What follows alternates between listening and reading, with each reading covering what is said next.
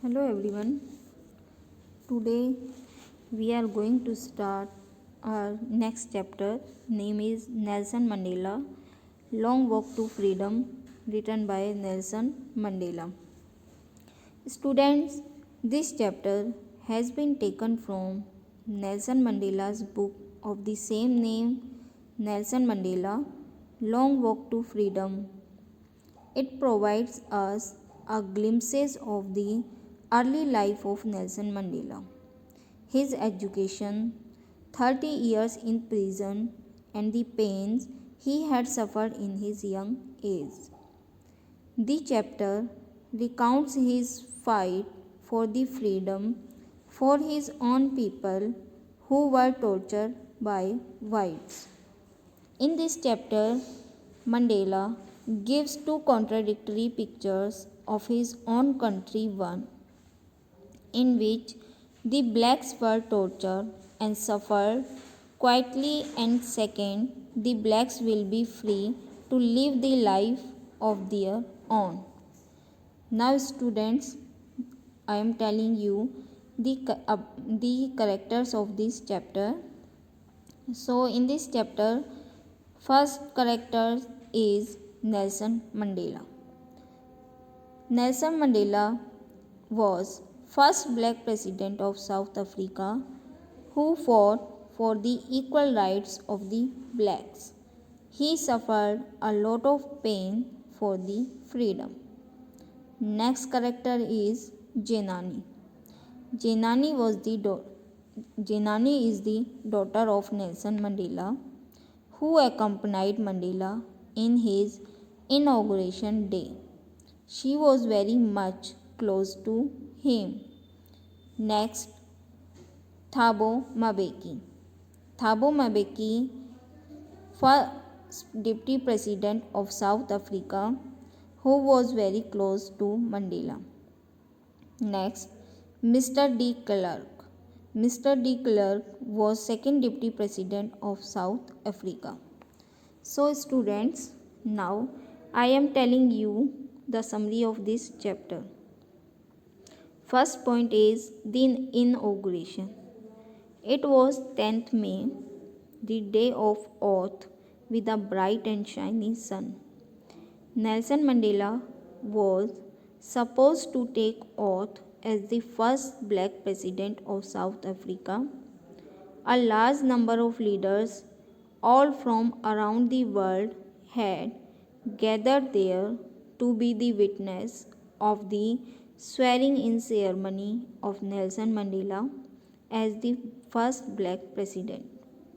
The inauguration ceremony took place in a big open building in Pretoria, where the first democratic non-racial government was to be installed.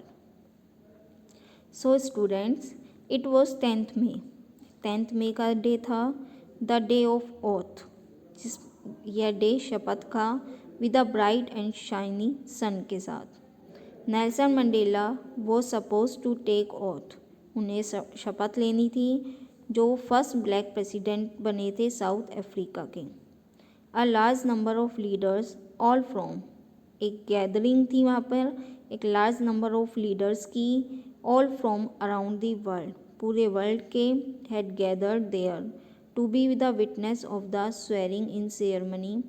वो इकट्ठा हुए एक witness के रूप में जब शपथ ग्रहण समारोह था नेल्सन मंडेला का as the first black president के रूप में।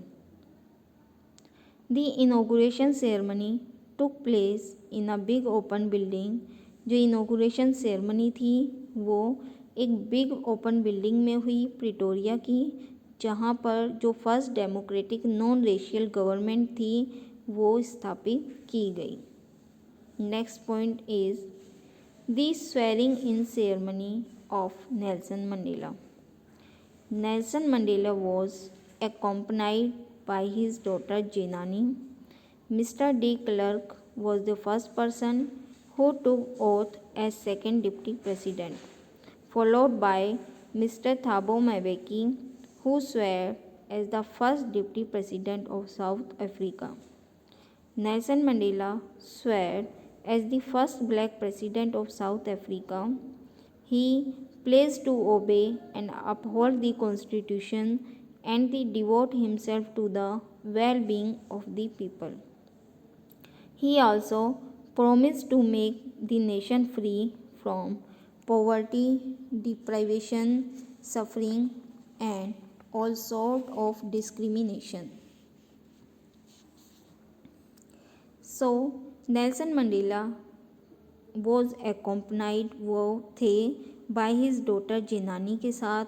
Mister the clerk was the first person थे जिन्होंने की शपथ ली सेकंड डिप्टी प्रेसिडेंट के रूप में, और मिस्टर थाबो मैबेकी जिन्होंने की शपथ ली फर्स्ट डिप्टी प्रेसिडेंट के रूप में साउथ अफ्रीका के. नेल्सन मंडेला ने शपथ ली as the first black president of South Africa के लिए. ही प्लेज उन्होंने शपथ ली कि वो ओबे करेंगे, पालन करेंगे, अपहोल्ड करेंगे, कॉन्स्टिट्यूशन का पालन करेंगे और अपने आप को समर्पित करेंगे अपनी जनता में.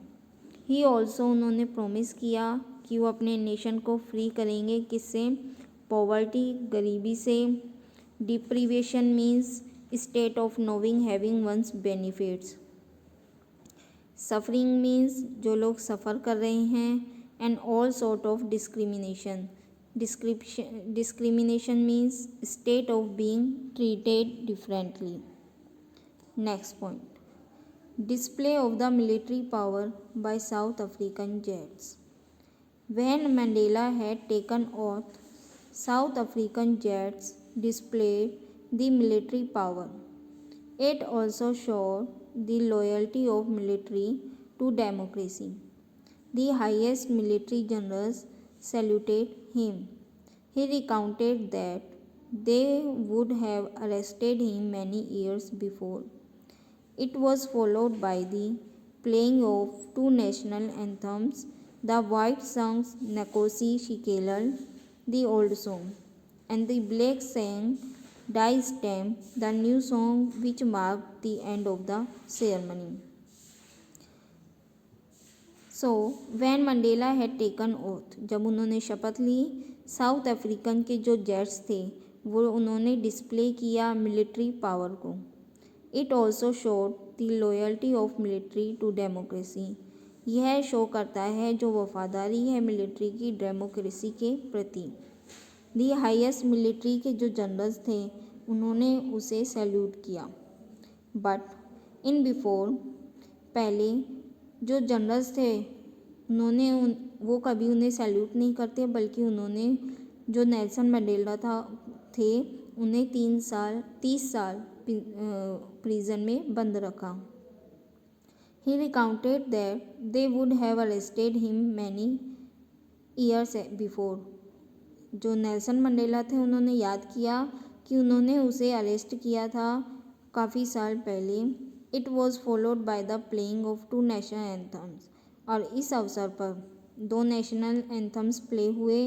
First by the white song Nkosi Sikelel which are the old song, and second one is by the black song Die Stem, the new song which mark the end of the ceremony. Now next point is apartheid in South Africa. Apartheid means रंग भेद नीति, color difference.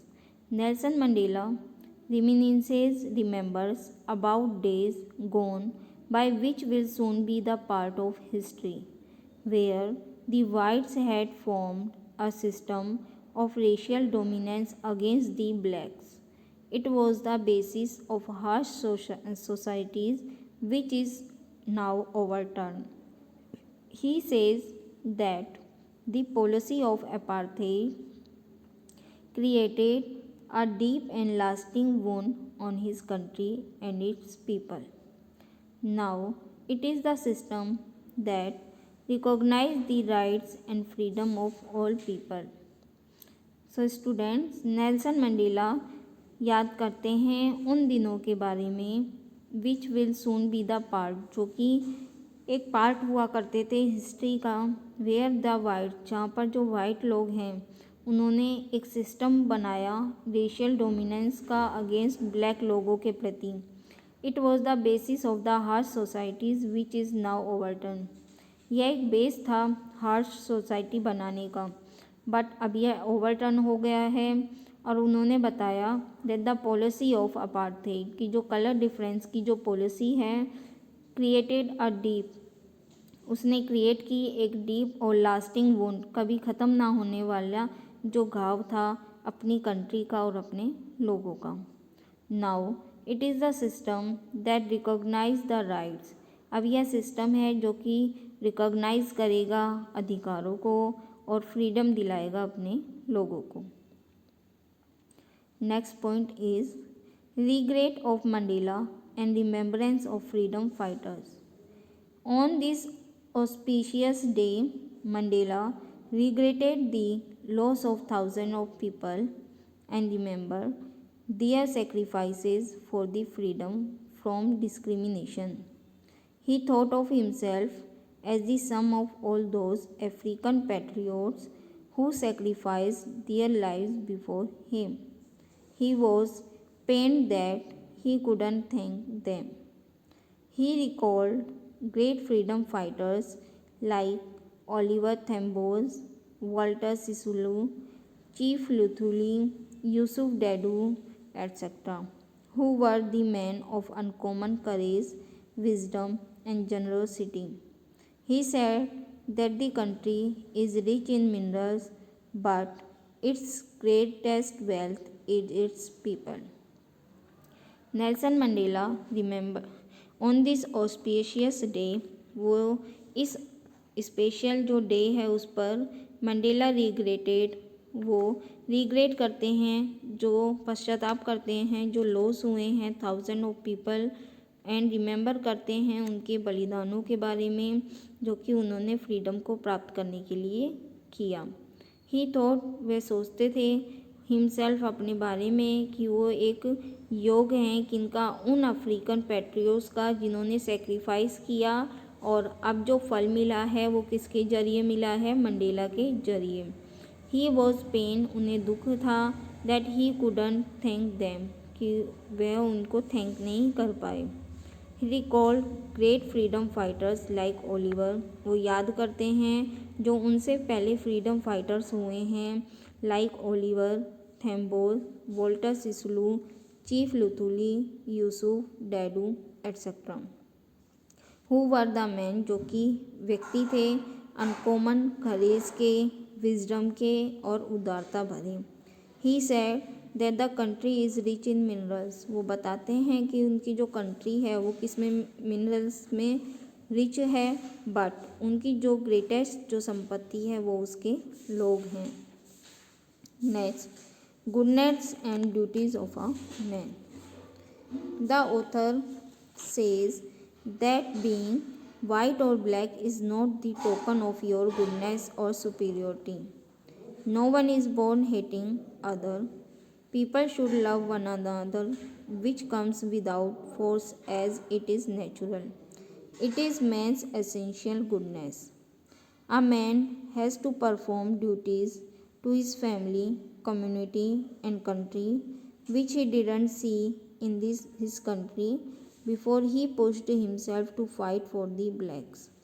A black man was punished if he tried to live like a human being and forced to live apart from his own people. So he was not allowed to perform his duties to his family. In this point, the poet wants to say that the author says that being white or black is not the token of your goodness or superiority, कि जो white होना या black होना ये किसी व्यक्ति की goodness और सुपीरियोरिटी को नहीं बताती। कोई भी व्यक्ति जन्म से हेट लिए हुए नहीं होता। People should love one another, लोगों को एक दूसरे से लव करना चाहिए, which comes without force as it is natural, जो कि नेचुरल तरीके से होता है। It is the man's essential goodness, यह व्यक्ति की एसेंशियल अच्छाई है। A man has to perform duties to his family. Nelson Mandela ने 2 ड्यूटीज़ बताई हैं लोगों के लिए। First, for his family, parents, wife and children. And the second obligation is to his people, his community and his country. A man has to perform duties to his family, community and country which he didn't see in his country before he pushed himself to fight for the blacks. एक व्यक्ति को duties निभाना चाहिए अपनी family के प्रति, community के प्रति, कंट्री के प्रति, विच ही डिडंट सी, जो कि उसने नहीं देखा इन हिज कंट्री, अपनी कंट्री में इससे पहले। ही पुश्ड हिमसेल्फ, कि उसने अपने आप को ब्लैक लोगों के लिए लड़ने के लिए सोचा। अब ब्लैक मैन वॉज पनिश्ड, एक ब्लैक व्यक्ति को पनिश किया जाता था। If he try to live like, यदि वो कोशिश करता था ह्यूमन बीइंग की तरह रहने के लिए। एंड और उसे फोर्स किया जाता था to live apart from his own people, कि वो अपनी फैमिली से दूर रहे। So he was not allowed to perform, इसलिए उन्हें अलाउ नहीं किया गया कि वो अपनी ड्यूटीज़ को परफॉर्म करे अपनी फैमिली के लिए। Next point, meaning of freedom bye Mandela. Mandela के लिए जो फ्रीडम का मीनिंग है वो क्या है? एज अ किड के रूप में Mandela had different meaning for being free. Mandela के पास डिफरेंट मीनिंग थे फ्री होने के। He wanted to run in the field, वो फील्ड में भाग जाना चाहते थे। And wanted to stay out at night, और रात में कहीं भी बाहर रहने की स्वतंत्रता थी। एज ही ग्रू ओल्डर, जैसे ही वो बड़े हुए, he wanted the freedom of, वो चाहते थे कि जो फ्रीडम है of livelihood for himself and his family, अपनी फैमिली के प्रति और अपने परिवार के प्रति।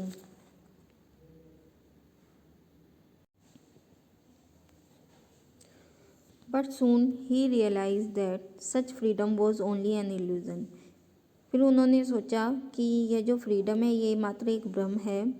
उन्होंने महसूस किया कि जो उनके ब्रदर्स हैं और सिस्टर्स हैं, हु लुक लाइक हिम, जो कि उन्हीं की तरह ब्लैक दिखाई देते हैं, वो सभी फ्री नहीं थे।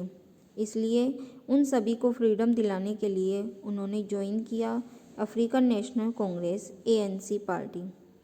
उनकी जो हंगर थी किसके प्रति? फ्रीडम के प्रति। वो एक became great for the freedom, वो एक महान हंगर बनी फ्रीडम के लिए, अपने लोगों के लिए। वो केवल अपनी फ्रीडम नहीं चाहते थे बल्कि अपनी कम्युनिटी की फ्रीडम चाहते थे। He desire that everyone should be given the right to live his life with dignity, और उन्होंने महसूस किया कि सभी व्यक्ति को चाहिए अपने अधिकारों को रहने के लिए, अपनी लाइफ के लिए विद डिग्निटी, शानदार से और respectfully. He wanted the oppressor and oppressed to be liberated. उन्होंने पाया कि जो ऑप्रेसर है और जो ऑप्रेस्ड है, oppressor means one who oppresses others, जो दूसरों को हानि पहुंचाता है, शोषण करता है दूसरों का। Oppressed means one who bears torture, जो कि टॉर्चर सहन करता है। दोनों ही क्या है? लिबरेटेड है। As no one is free if one is taking, कि कोई भी व्यक्ति फ्री नहीं है। If one is taking someone else freedom, यदि कोई व्यक्ति दूसरों की स्वतंत्रता छीन लेता है वो भी फ्री नहीं है।